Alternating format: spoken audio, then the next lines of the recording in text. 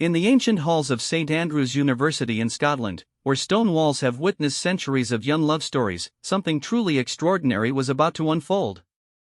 The year was 2001, and, among the thousands of eager freshmen arriving for their studies was an 18-year-old girl named Catherine Middleton. She had chocolate brown hair, bright eyes full of determination, and dreams that stretched far beyond what anyone could imagine. What she didn't know was that her life was about to intersect with someone who would change everything. Catherine had grown up in the countryside village of Bucklebury, where her parents Michael and Carol Middleton had built a successful party supply business from nothing. The Middletons weren't wealthy aristocrats or titled nobility. Michael's ancestors were coal miners from Leeds, and Carol had worked as a flight attendant before starting their company. But they had given Catherine something precious: a strong sense of family, hard work, and the belief that she could achieve anything she set her mind to. As Catherine walked through the cobblestone streets of St. Andrews that first week, she was nervous but excited. The medieval town felt like stepping into a fairy tale, with its ancient cathedral ruins overlooking the North Sea and the university buildings that had stood for over 600 years. She had chosen to study history of art, drawn to the beauty and stories that paintings and sculptures could tell. What she didn't know was that her choice of university had been influenced by more than just academic reputation. Somewhere else on that same campus, another young person was trying to blend in and have as normal a university experience as possible.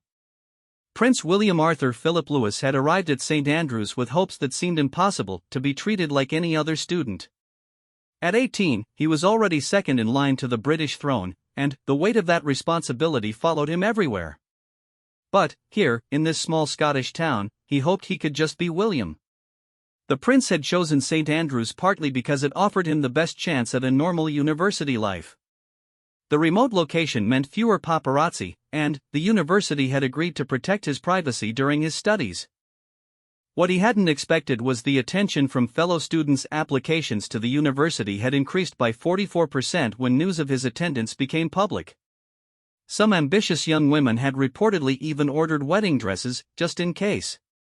During those first weeks, both Catherine and William were settling into residence life at St. Salvator's Hall, known affectionately to students as Sally's. The old stone building housed dozens of freshmen, and the corridors buzzed with excitement as new friendships formed and study groups gathered.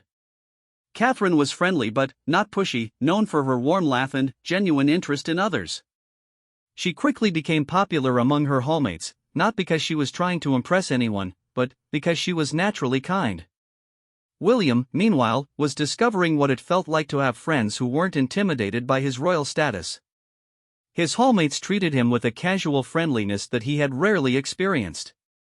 They called him Will, invited him to join their study sessions, and didn't seem overly impressed by his title.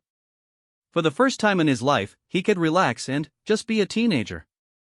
The moment when their paths first crossed was far from the romantic meeting of fairy tales. Catherine later remembered it with endearing honesty. She had heard that a prince was living in their residence hall, but when she actually encountered William in the corridor one day, she was completely unprepared. Her face turned bright red, and she found herself unable to speak properly. She literally scuttled off, as she would later describe it, feeling overwhelmed by shyness. William, for his part, didn't think much of the brief encounter. He was used to people having strong reactions to meeting him, and Catherine's shy response seemed perfectly normal. What he didn't realize was that beneath her initial nervousness was a young woman of remarkable strength and character. As the weeks passed, both students settled into university life.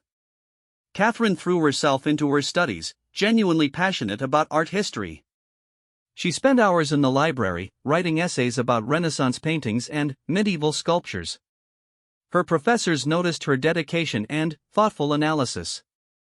She wasn't just memorizing facts, she was developing a deep understanding of how art reflected the cultures and times that created it. William was adjusting to academic life as well, initially studying history of art alongside Catherine, though he would later switch to geography. He found the coursework challenging but rewarding, and his professors were impressed by his serious approach to learning. More importantly for his personal growth, he was learning to navigate relationships without the constant awareness of his royal status. Their residence hall became the setting for countless small moments that would later prove significant.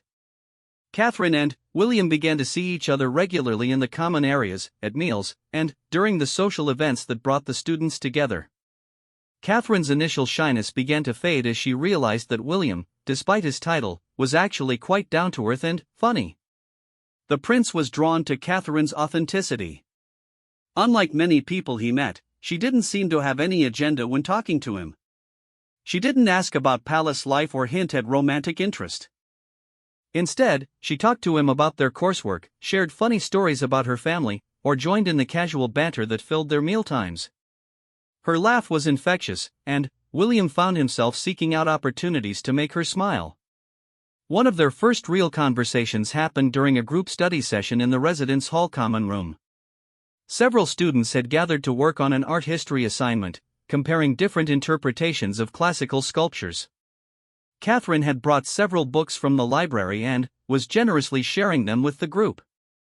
When William joined the session, she simply moved over to make room for him and offered to share her notes. As they worked together, William was struck by Catherine's intelligence and insight. She had a way of looking at art that revealed layers of meaning he hadn't considered. When discussing a particular Renaissance painting, she pointed out details about the clothing and objects that revealed the political tensions of the era. Her analysis was sophisticated but accessible, and William found himself genuinely impressed by her academic abilities. Catherine, meanwhile, was discovering that the prince was nothing like what she had expected. The media portrayed him as somewhat serious and formal, but in person he was warm and had a wonderful sense of humor. He made clever jokes about their professors and could mimic the Scottish accent of their residence hall supervisor so perfectly that the entire study group dissolved into giggles. Their friendship developed gradually through these shared experiences. They would save seats for each other at dinner, walk to classes together when their schedules aligned, and join the same groups for weekend activities. Neither was thinking about romance, they were simply two 18-year-olds enjoying each other's company and the freedom of university life.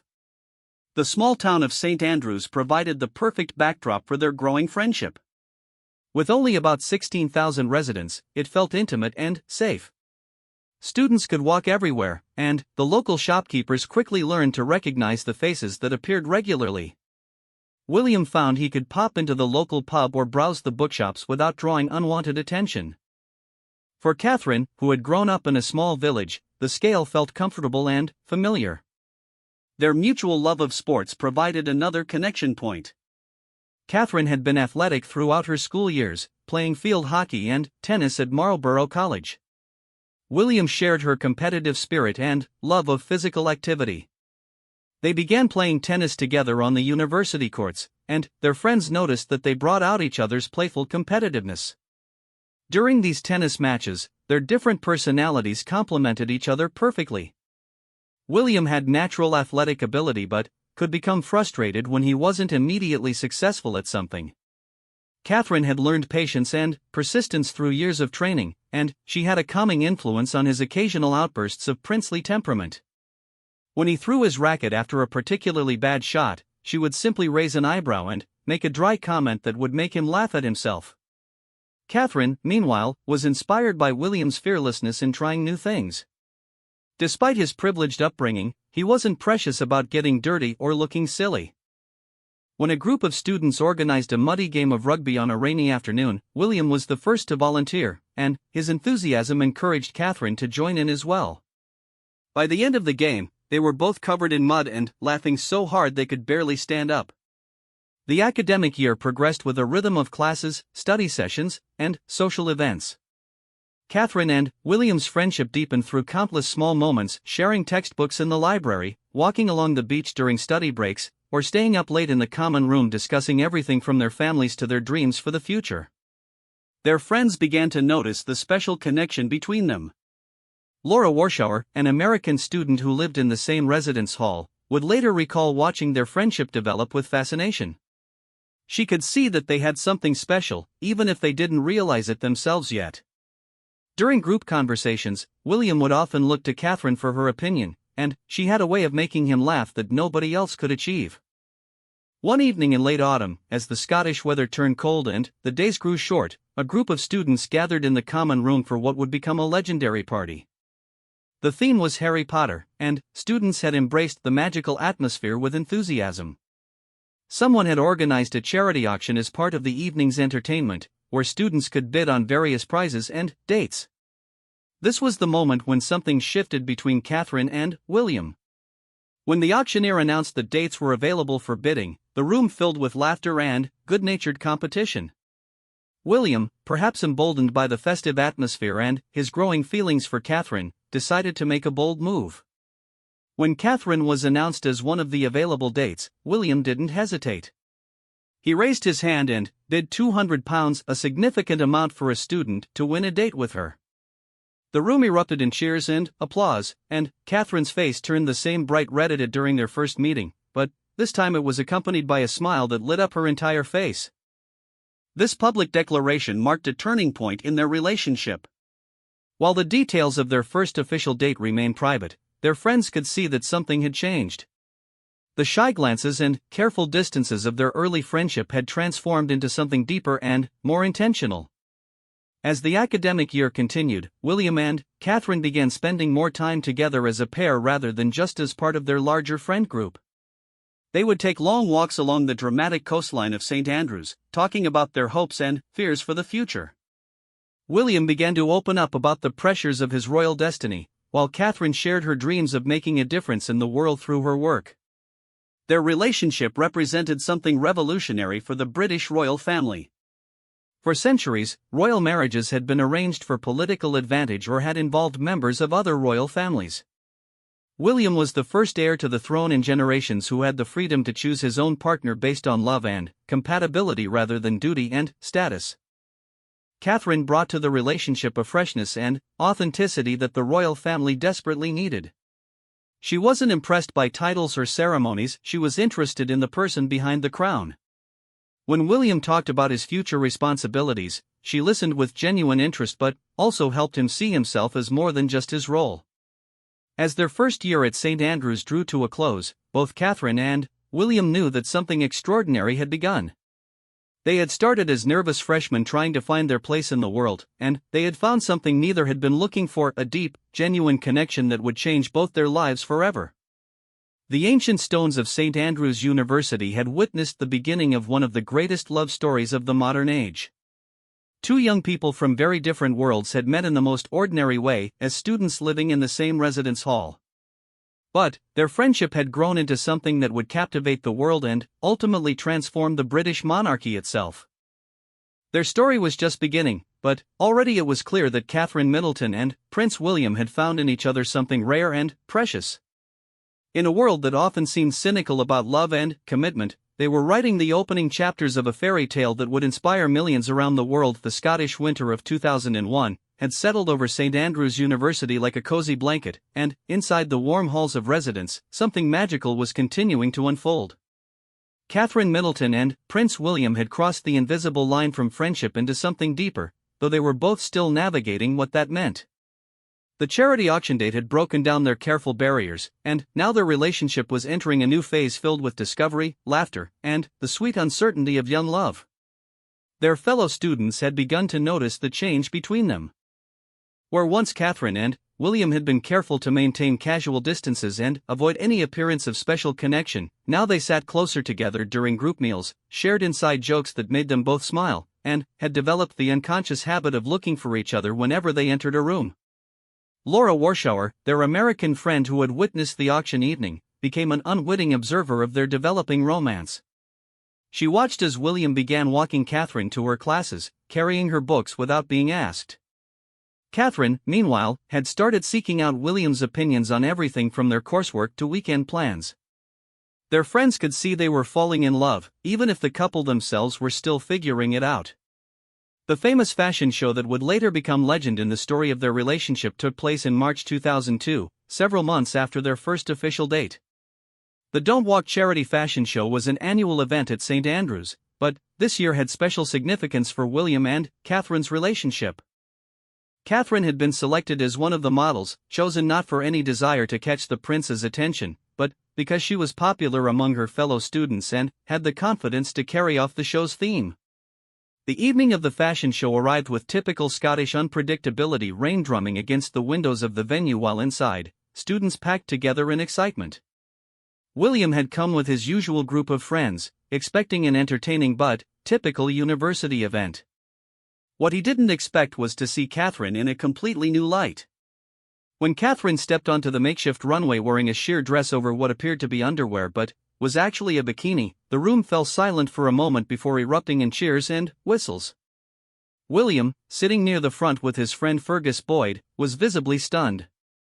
His friend later reported that William turned to him and said, "Wow, Fergus, Kate's hot."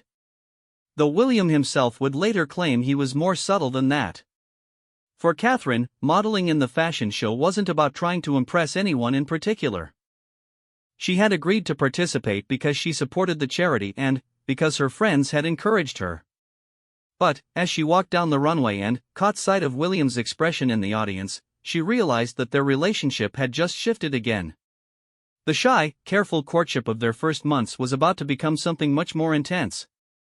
After the show, there was the traditional party where models, organizers, and audience members mingled together.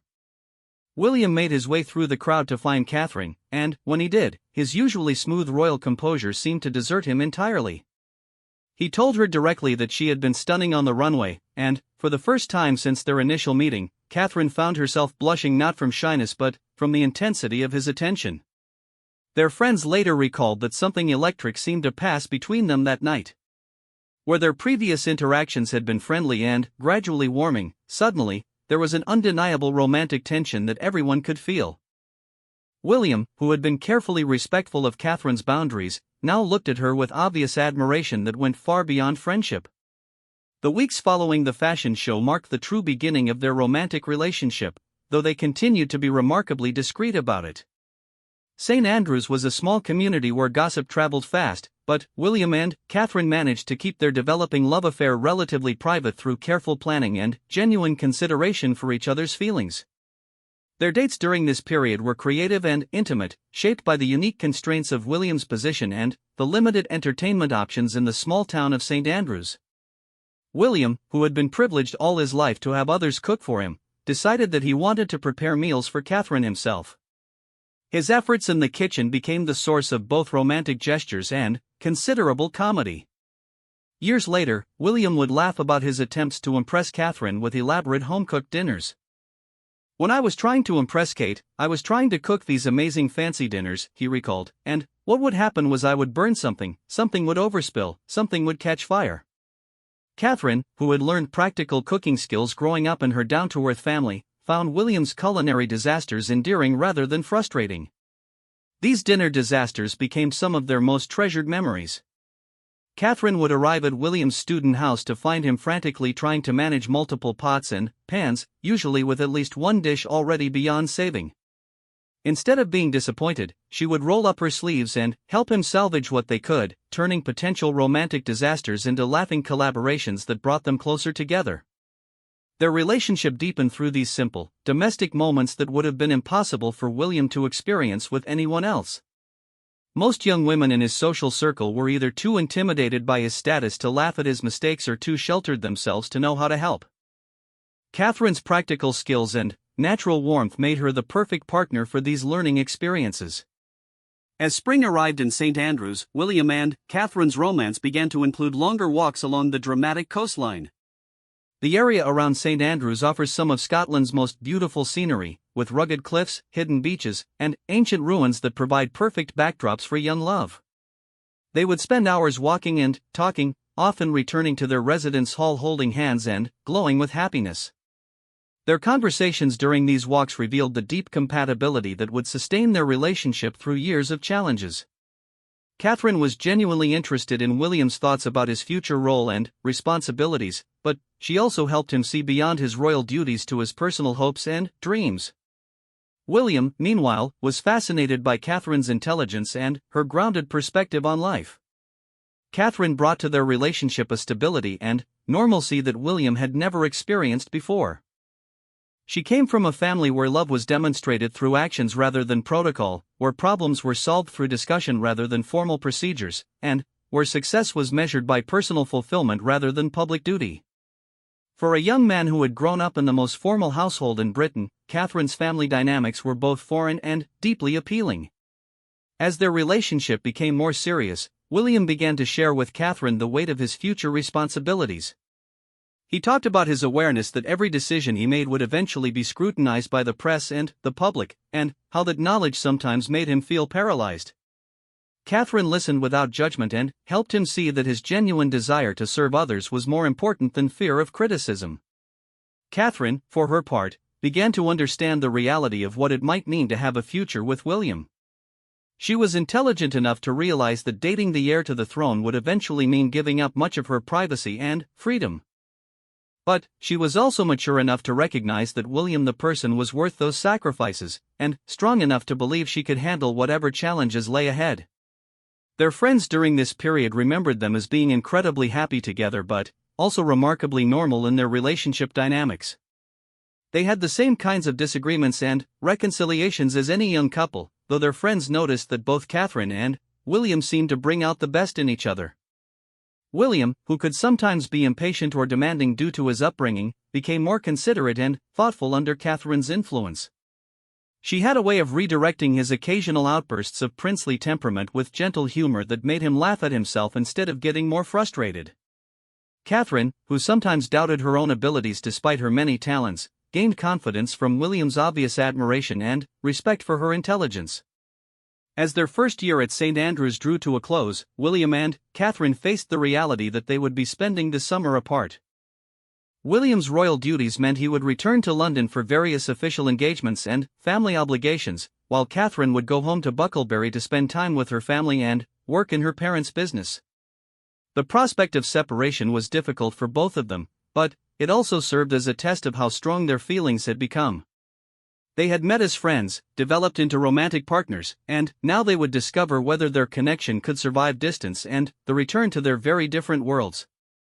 During their last weeks together on campus, William and Catherine spent as much time as possible in each other's company. They attended the end-of-year parties and formal events together, no longer trying to hide their relationship from their fellow students.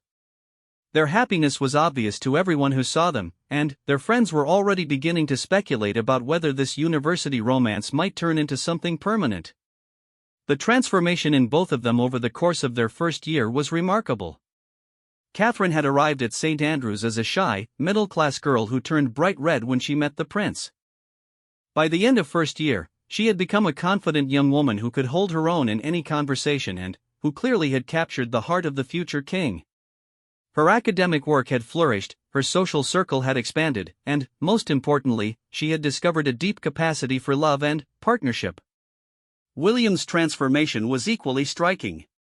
He had come to St. Andrews hoping to have a normal university experience but still carrying the formal reserve and occasional arrogance that came with his upbringing. Through his relationship with Catherine and his friendships with their circle, he had learned to be more open, more vulnerable, and more genuinely caring toward others. As they prepared to leave St. Andrews for the summer, both William and Catherine knew that they had experienced something special during their first year. They had found love, but, more than that, they had found a partnership that enhanced both their individual strengths and helped them overcome their individual weaknesses. The ancient university town of St. Andrews had provided the perfect setting for their love story to develop naturally and authentically. Away from the pressures of royal protocol and media attention, they had been able to discover each other as people first, royal and commoner second. The foundation they had built during these months would prove strong enough to support them through all the challenges that lay ahead. Their summer separation would be difficult, but both Catherine and William approached it with confidence in their relationship and excitement about their future together. They had survived the transition from friendship to romance, and now they were ready to see whether their love could grow even stronger through the test of distance and time.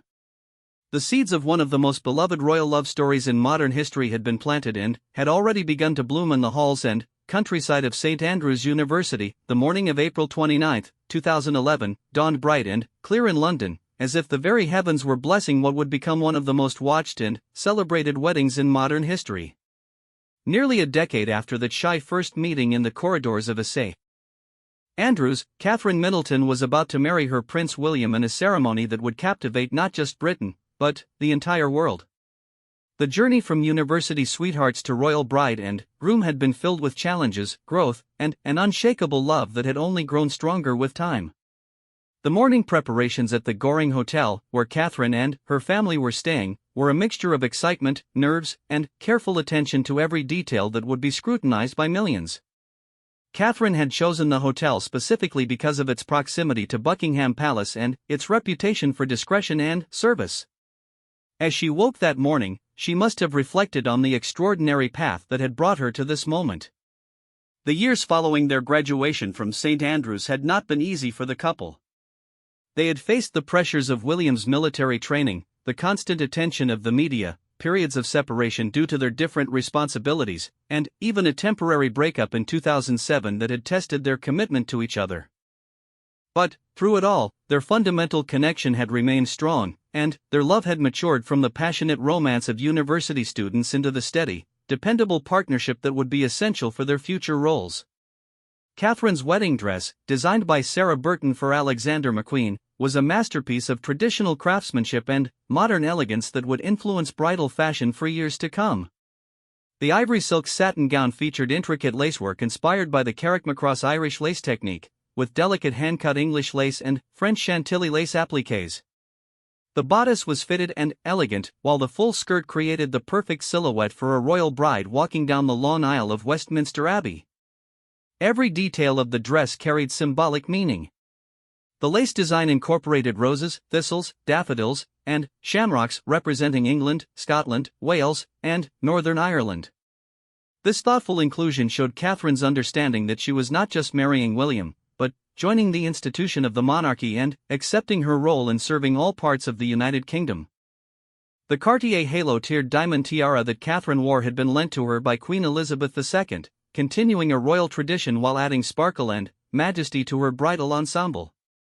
Her shoes were handmade by Alexander McQueen, and every element of her outfit had been carefully chosen to honor tradition while expressing her personal style. Meanwhile, at Clarence House, Prince William was preparing for the most important day of his life with a mixture of excitement and the weight of history. He wore the red uniform of Colonel of the Irish Guards, a position he had been appointed to by his grandmother earlier that year. The uniform was rich with tradition and ceremony, but, for William, the most important element of the day was not the pomp and circumstance, it was the woman he would marry. The choice of Westminster Abbey as the venue for their wedding was deeply meaningful. The Abbey had hosted royal weddings for nearly 1,000 years, beginning with Henry I and Princess Matilda of Scotland in 1100. It was where William's parents, Prince Charles and Lady Diana Spencer, had married in 1981, and where his great-grandmother, Queen Elizabeth the Queen Mother, had married the future King George VI in 1923. The Abbey represented continuity, tradition, and the sacred nature of marriage within the royal family. As the morning progressed, guests began arriving at Westminster Abbey in carefully orchestrated order. The congregation included heads of state from around the world, members of European royal families, British politicians, military representatives, and friends and family from both William and Catherine's lives. The guest list itself told the story of how the couple had successfully balanced William's royal obligations with their desire to include the people who had been genuinely important in their lives. Catherine's family, her parents Michael and Carol Middleton, her sister Pippa, and her brother James, represented something revolutionary for a royal wedding. They were solidly middle class, successful in business but without titles or aristocratic connections. Their presence at the wedding, not as outsiders being tolerated but as beloved family being welcomed, signaled a new chapter for the monarchy's relationship with ordinary British citizens. The moment when Catherine's car arrived at Westminster Abbey marked the beginning of the ceremony that would change her life forever. As she stepped out of the Rolls-Royce Phantom 6, her wedding dress was revealed to the waiting world for the first time. The gasps of admiration from the crowds were audible even above the bells of the Abbey, and millions of viewers around the world held their breath at the sight of the radiant bride. Catherine's composure as she walked up the steps of the Abbey, with her sister Pippa carefully managing her train, demonstrated the poise and dignity that had made her so beloved by the British public. She smiled and waved to the crowds, but her focus was clearly on what awaited her inside the Abbey, the man she had loved for nearly a decade and the sacred ceremony that would unite them forever. Inside Westminster Abbey, the atmosphere was electric with anticipation and joy. The ancient stones of the building had witnessed centuries of royal ceremonies, but there was something special about this wedding that everyone present could feel. Perhaps it was the genuine love story that had brought William and Catherine to this moment, or perhaps it was the sense that this marriage represented hope and renewal for the monarchy itself. When the doors of the abbey opened and the congregation rose for Catherine's entrance, the sight was breathtaking. The bride walked slowly down the aisle, her train flowing behind her like a river of silk and lace, her veil floating delicately around her shoulders. But it was her face that captured everyone's attention, glowing with happiness and confidence, her eyes fixed on William waiting for her at the altar. Prince William's expression as he watched his bride approach became one of the most iconic images of the wedding. His face showed wonder, love, and perhaps a touch of disbelief that this moment was finally happening.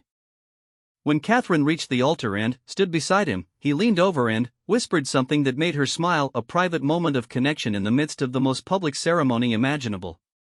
The wedding service itself was conducted by the Archbishop of Canterbury, Dr. Rowan Williams, and was a perfect blend of ancient Anglican tradition and personal touches that reflected William and Catherine's relationship. The couple had chosen readings and music that held special meaning for them, including the hymn "Guide Me, O Thou Great Redeemer," which had been sung at Princess Diana's funeral and represented William's desire to honor his mother's memory on this joyful day. When the moment came for their vows, both William and Catherine spoke clearly and confidently, their voices carrying throughout the abbey and to the television audience of over 2 billion people worldwide. They had chosen to use the traditional Anglican marriage vows, promising to love, comfort, honor, and keep each other for better, for worse, for richer, for poorer, in sickness and in health, to love and to cherish, till death us do part. The exchange of rings was particularly meaningful, as William placed on Catherine's finger the same sapphire and diamond engagement ring that had belonged to his mother, Princess Diana. The ring represented continuity with the past while looking toward the future, and Catherine's decision to wear it showed her understanding of her role in carrying forward Diana's legacy of compassion and connection with the British people. One of the most touching moments of the ceremony came during the signing of the marriage registers, which took place in the private shrine of St. Edward the Confessor behind the high altar. This was the only part of the ceremony not shown on television, giving William and Catherine a few precious moments of privacy with their immediate families before they emerged as husband and wife to face the world. When they returned to the altar as the Duke and Duchess of Cambridge, titles that had been specially chosen for them by Queen Elizabeth II, their joy was radiant and infectious. The congregation's singing of the national anthem, "God Save the Queen," was particularly moving as it represented not just respect for the monarch, but celebration of the newest members of the royal family. The recession from Westminster Abbey was a moment of pure magic. William and Catherine walked back down the aisle hand in hand, their faces glowing with happiness as they acknowledged the congratulations of their family and friends. The music soared, the bells of the abbey rang out across London, and millions of people around the world felt as though they had witnessed something truly special. The carriage ride from Westminster Abbey to Buckingham Palace in the 1902 state landau gave the British public their first opportunity to celebrate with the newlyweds. The crowds lining the route were enormous, with people having camped overnight to secure good viewing positions. Union Jack flags waved everywhere, and the atmosphere was one of genuine joy and celebration that transcended any Republican sentiments or royal skepticism. William and Catherine's response to the crowd showed why they would become such effective representatives of the monarchy. They waved enthusiastically, pointed out particularly creative signs and costumes, and clearly delighted in the public's excitement about their marriage. Their genuine happiness was contagious, and even the most cynical observers found themselves caught up in the fairy tale atmosphere of the day.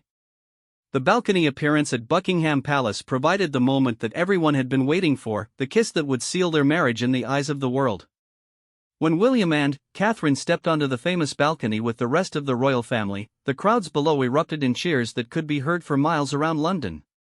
Their first kiss as husband and wife was gentle and brief, but when the crowds chanted for more, they obliged with a second kiss that showed their willingness to share their joy with the public. These moments of genuine connection between the royal couple and the British people established a pattern that would characterize their entire married life, a balance between maintaining royal dignity and showing authentic human warmth. The wedding day concluded with private celebrations at Buckingham Palace, where close family and friends gathered to toast the new Duke and Duchess of Cambridge. But the real celebration extended far beyond the palace walls, as street parties erupted across Britain and Commonwealth countries, and people around the world felt as though they had been part of something magical. The wedding of William and Catherine represented much more than just a royal ceremony. It was a celebration of love conquering obstacles, of tradition adapting to modern times, and of hope for the future. Their journey from shy university students to confident royal couple had inspired millions, and their wedding day showed the world that fairy tales could still come true. As the bells of Westminster Abbey faded into the London evening, William and Catherine began their new life together as partners in marriage and service to the British people. The love story that had begun in the ancient halls of St. Andrews had reached its perfect conclusion in the even more ancient walls of Westminster Abbey, witnessed by the world and blessed by history itself. The years following their fairy tale wedding brought William and Catherine into the full reality of royal life, but it also brought them the greatest joy they could imagine: becoming parents. The transformation from the Duke and Duchess of Cambridge into a young family would prove to be some of the most heartwarming and humanizing moments of their royal journey, showing the world that beneath the titles and ceremonies, they were simply a couple deeply in love with each other and devoted to their children. On July 22, 2013, the world waited with bated breath outside the Lindo wing of St. Mary's Hospital in London.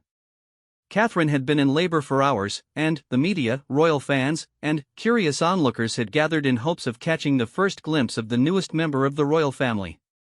Inside the hospital, William had remained by Catherine's side throughout the labor, holding her hand and providing support in the most important moments of their lives together. When Prince George Alexander Louis was born at 4:24 p.m., weighing 8 pounds and 6 ounces, the couple experienced the overwhelming joy that comes with becoming parents for the first time. William later described the moment as very emotional and admitted that he was on cloud nine. For Catherine, who had always dreamed of having children, holding her son for the first time was the culmination of everything she had hoped for in life.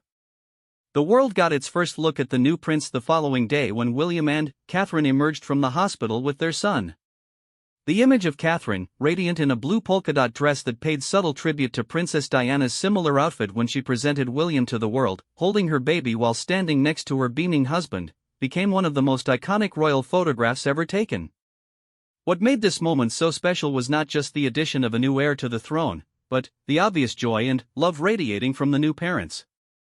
William's protective arm around Catherine's shoulders, her glowing smile despite having given birth less than 24 hours earlier, and the careful way they both cradled their son showed a couple completely absorbed in their new role as parents.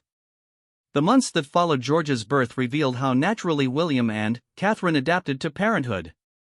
Unlike previous generations of royals who relied heavily on nannies and formal childcare arrangements, William and Catherine were determined to be hands-on parents who would raise their children with as much normalcy as possible while still preparing them for their royal duties.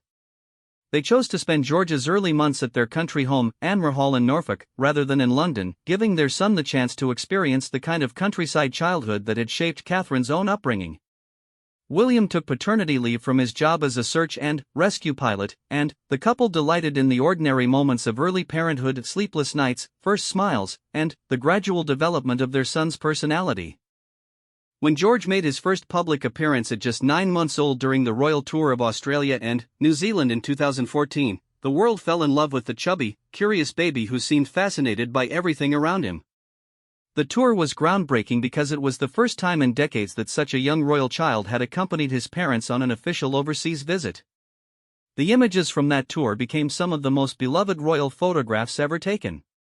George crawling around a playmat with other babies at a parents' group in Wellington, his obvious delight at meeting other children, and his parents' relaxed and natural interaction with him showed a royal family that was both accessible and loving.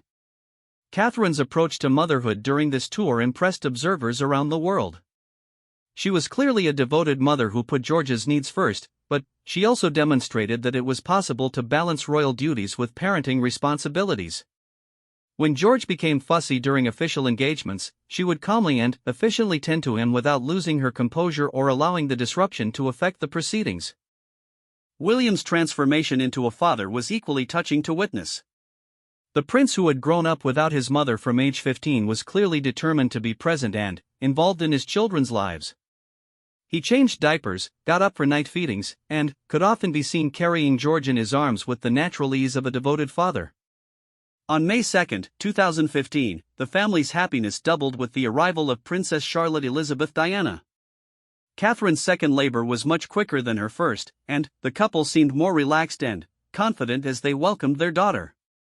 The choice to name her Charlotte, the feminine form of Charles, honoring William's father, and include Diana as her middle name showed the couple's desire to honor both sides of their family history.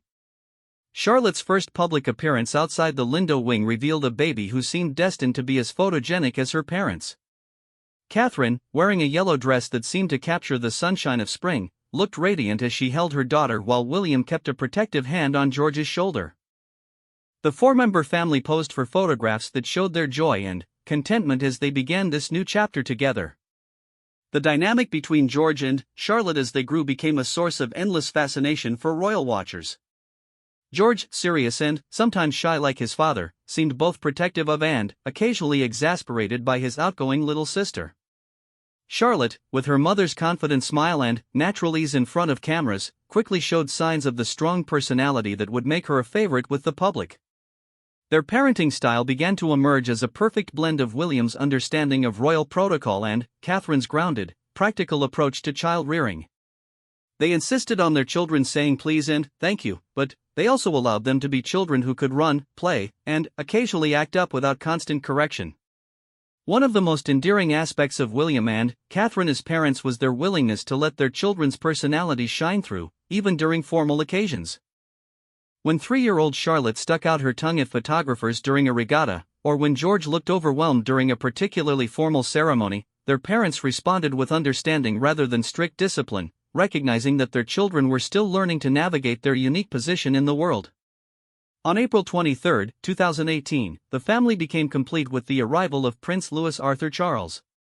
By this time, William and Catherine were seasoned parents who handled the arrival of their third child with remarkable calm and efficiency. Catherine appeared outside the hospital just hours after giving birth, looking fresh and happy as she introduced Louis to the world. Louis brought a new energy to the family dynamic. While George was thoughtful and Charlotte was confident, Louis proved to be the entertainer of the family, with an irrepressible sense of humor and a talent for making faces that delighted photographers and family members alike. His personality emerged early, and it was clear that he would bring laughter and spontaneity to every family gathering. The moments that truly captured hearts were the candid family interactions that photographers occasionally managed to capture. William teaching George to play football in their garden while Catherine watched from nearby, Charlotte helping her mother with her hair before a formal event, or Louis climbing all over his father during a family picnic. These images showed a family that genuinely enjoyed spending time together. Catherine's evolution as a mother became one of her most admirable qualities. She had always been naturally maternal, but watching her with her children revealed depths of patience, creativity, and wisdom that impressed everyone who observed her. She could redirect a toddler's tantrum with gentle humor, comfort a nervous child before a public appearance, or engage her children in educational activities that made learning fun. William's journey as a father was equally moving to witness. Having lost his own mother at such a young age, he was clearly determined to give his children the stability and constant presence that had been taken from him.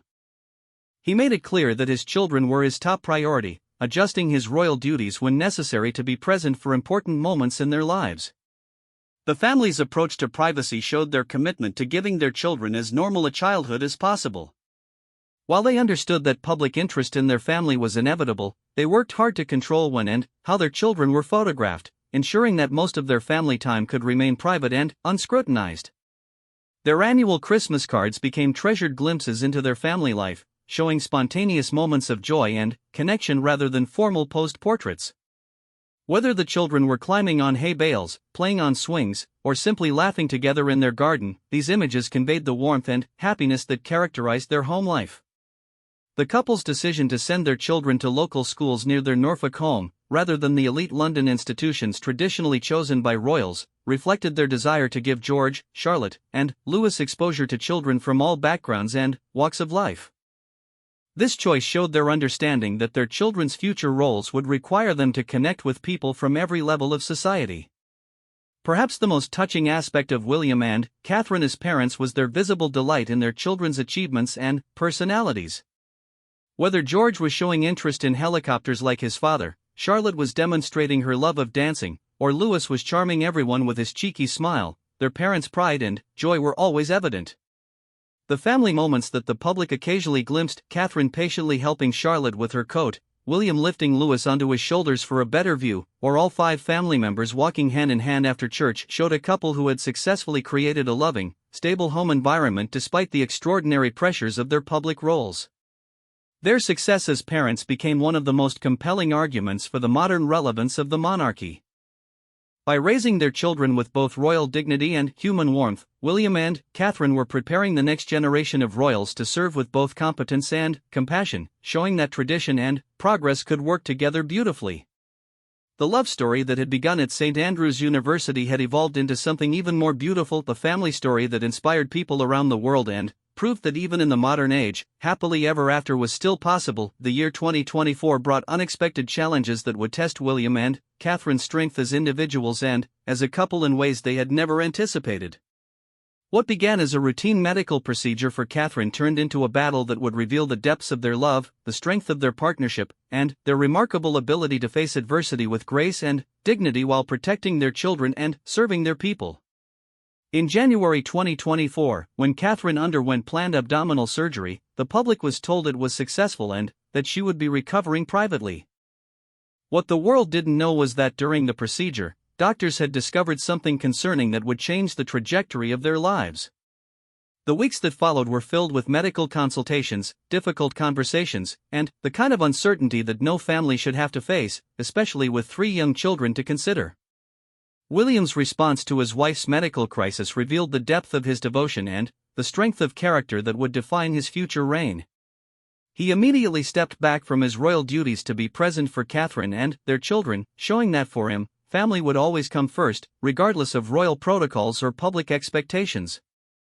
His decision to shield his wife and children from public scrutiny during this difficult time demonstrated the protective instincts that had been shaped by his own childhood experiences with media intrusion. For 13 days, Catherine remained in the London clinic, with William visiting her daily while also maintaining as much normalcy as possible for George, Charlotte, and Louis. The couple made the difficult decision not to allow the children to visit their mother in the hospital, believing it was important to protect them from the clinical environment and maintain their sense of security at home. When Catherine returned home to Adelaide Cottage in Windsor to continue her recovery, her children's response showed the strong family bonds that she and William had carefully nurtured. The 3 young princes and princess immediately took on the role of caring for their mother, bringing her drawings they had made, helping with small tasks around the house, and providing the kind of unconditional love that only children can offer. George, at 10 years old, showed maturity beyond his years as he helped look after his younger siblings while their mother recovered. Charlotte, with her naturally caring personality, appointed herself as Catherine's special helper, bringing her tea and sitting quietly beside her during rest times. Louis, the youngest at 5, seemed to understand intuitively that his mother needed extra hugs and gentle attention, becoming even more affectionate than usual. William's approach to this family crisis demonstrated everything he had learned about leadership and love throughout his life. He maintained the children's routines as much as possible, took over the school runs, and made sure that family meals remained times of connection and laughter despite the underlying worry they all felt. His ability to be both strong and vulnerable, protective yet honest with his children, showed the kind of father and husband he had become. The weeks of recovery at home became a time of deeper connection for the family. Without the usual busy schedule of royal engagements, William and Catherine had more time to simply be present with their children. They played board games, worked on school projects, and spent hours in their garden, where Catherine found particular solace in connecting with nature during her healing process. Catherine's love of gardening and the outdoors became especially important during her recovery. She often sat in their garden with her children, teaching them about plants and flowers, watching them play, and finding peace in the simple rhythms of nature.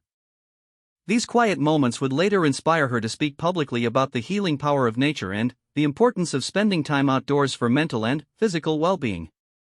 The decision to keep Catherine's diagnosis private until she was ready to share it publicly showed the couple's commitment to controlling their own narrative and protecting their family's privacy during a vulnerable time. William supported Catherine's choice completely, understanding that she needed time to process her diagnosis and treatment plan before facing public scrutiny and concern. When Catherine finally felt ready to share her news with the world in March 2024. Her video message was a masterpiece of courage, honesty, and grace. Sitting in their garden at Windsor, wearing a simple striped sweater and speaking directly to the camera, she explained that tests following her surgery had revealed cancer and that she would be undergoing preventative chemotherapy. What made her announcement so powerful was not just her bravery in sharing such personal news, but the way she spoke about her family and her gratitude for William's support. She thanked him publicly for being a great source of comfort and reassurance and praised his ability to help their children understand and cope with the situation in an age-appropriate way. William's presence during Catherine's treatment, though largely behind the scenes, was constant and unwavering.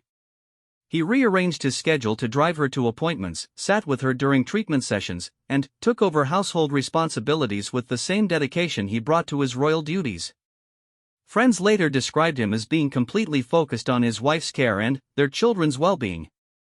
The impact of Catherine's diagnosis on their children was carefully managed by both parents working together. They explained the situation honestly but reassuringly, emphasizing that the treatment was precautionary and that their mother was receiving excellent medical care. They maintained family traditions and celebrations, ensuring that the children's birthdays and special occasions were still marked with joy despite the challenging circumstances. Throughout the months of treatment, the family's bond only grew stronger. The children became more attentive to their mother's needs, more appreciative of time spent together, and more understanding of the importance of supporting each other through difficult times.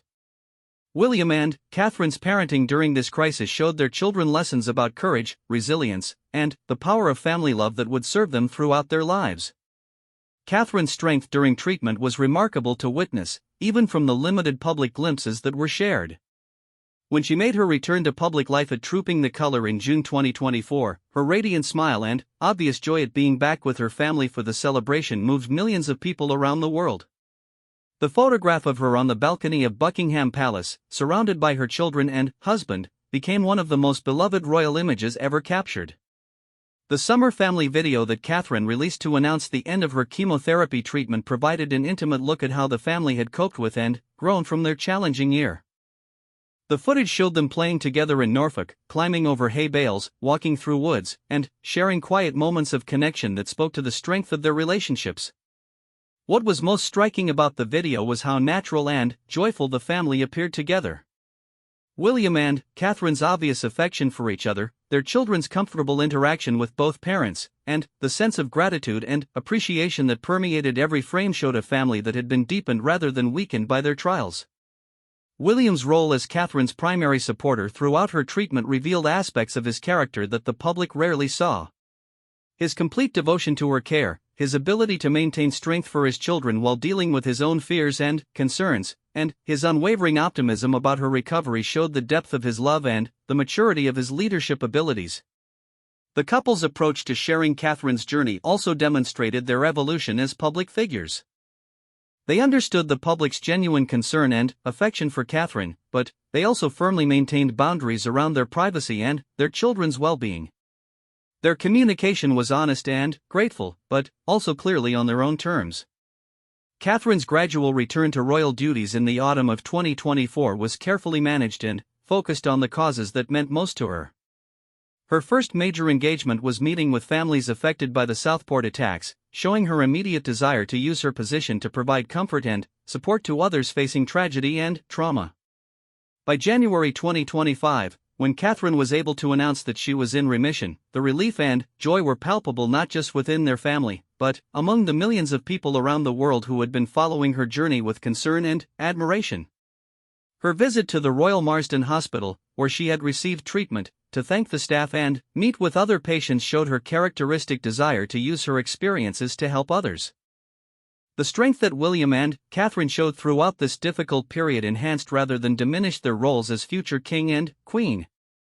They had demonstrated that they could face personal adversity with dignity, protect their family while still serving the public, and emerge from challenges with even greater compassion and understanding for others facing similar struggles. Their children's response to their mother's illness and recovery also showed the success of William and Catherine's parenting approach. George, Charlotte, and Louis had learned lessons about courage, family support, and the importance of hope that would serve them well throughout their lives. The family had faced its greatest test and emerged stronger, more united, and more committed to using their experiences to help others. The love story that had begun with two shy university students had evolved through marriage, parenthood, and now serious illness into something even more profound, a partnership that could weather any storm, support any burden, and face any challenge together. Their journey through Catherine's cancer treatment and recovery had shown the world that their love was not just a fairy tale, but a deep, enduring commitment that would sustain them through whatever the future might bring. As they looked toward the future, William and Catherine carried with them not just the relief of Catherine's recovery, but a deeper appreciation for their life together, a stronger commitment to their family, and an even greater understanding of their responsibility to use their platform to help and inspire others. Their story had become one of triumph over adversity, of love conquering fear, and of a family that had faced the unthinkable and emerged with their bonds stronger than ever before. The powerful moments that had made everyone adore William and Catherine were not just the fairy tale romance, the beautiful wedding, or the adorable family photographs. They were the quiet moments of strength, the private acts of devotion, and the public displays of courage that showed the world what true partnership and enduring love really looked like.